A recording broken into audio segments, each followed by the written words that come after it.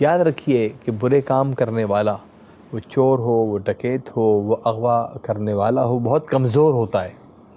برے کام کرنے والا بہت کمزور ہوتا ہے. ٹھیک.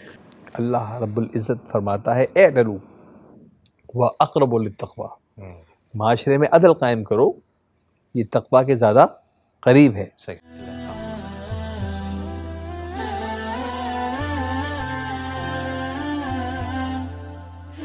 ہم شاید لرز جاتے ہیں، اور بعض اوقات تو ہمیں یہ بھی خیال آتا ہے کہ شاید ہم اگر کسی کے لیے آگے نہیں بڑھ رہے، ہم بے حس ہوئے ہیں، تو ایک وقت ایسا بھی آئے گا جب ہمیں کسی کی ضرورت ہو اور سامنے والا بھی اسی بے حسی کا مظاہرہ کرے، کیونکہ دنیا مکافات عمل کا بھی تو نام ہے نا.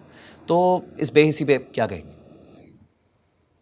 شاعر نے کہا تھا کہ حادثے سے بڑا سانحہ ہو گیا، ہاں، لوگ ٹھہرے نہیں حادثہ دیکھ کر. ٹھہرے نہیں ہاتھ سے دیکھ کر.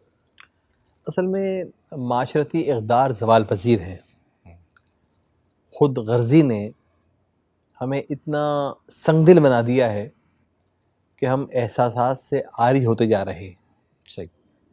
ایک اچھا معاشرہ اسی وقت تشکیل پاتا ہے جب معاشرے کے افراد ایک دوسرے کے ساتھ ہمدردی کا، درد مندی کا، ایثار کا اظہار کریں، اور اس ایثار اور درد مندی کے ساتھ معاشرے میں جرت بھی ہونی چاہیے.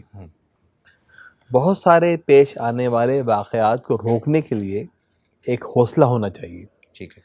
جب آپ پہلے سے ایک ذہن بنا لیں گے کہ جرائم پیشہ افراد کا مقابلہ نہیں کرنا، تو معمولی صلاحیتوں کے حامل افراد بھی، کیونکہ ان کی صلاحیتیں منفی ہیں، وہ جرائم کی طرف چلے جائیں گے. ٹھیک ہے.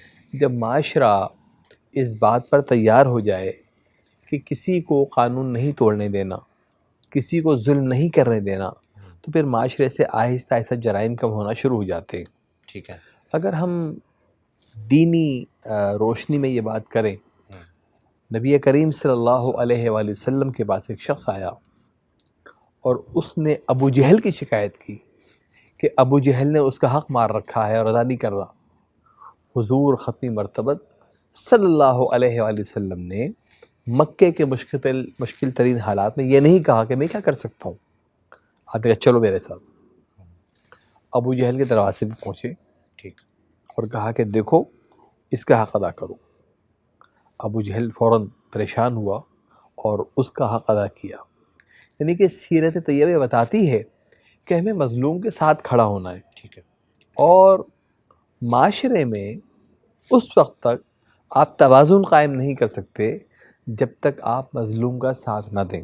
ٹھیک ہے. آج ہمارے معاشرے کی بے حسی کی بے شمار مثالیں ہمارے سامنے پھیلی ہوئی ہیں. ہم ان واقعات پر چشم پوشی کرتے ہیں، ہم گواہیاں چھپاتے ہیں، ہم دوسرے افراد کو صاحب حیثیت سمجھ کر، اثر و رسوخ کا مالک سمجھ کر ان کے سامنے جانے سے کتراتے ہیں. ہمیں اب رویہ تبدیل کرنا ہوگا. ٹھیک ہے.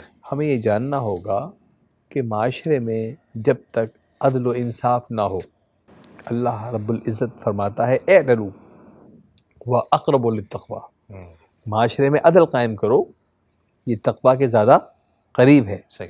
یعنی کہ پرہیزگاری اور تقوی کے قریب عدل ہے، اس لیے کہ تقوی صرف ذاتی کیفیت کا نام نہیں ہے، صحیح، بلکہ معاشرے میں جو مسائل پیدا ہو رہے ہیں ان کے سدھار میں آپ کو شریک ہونا ہے.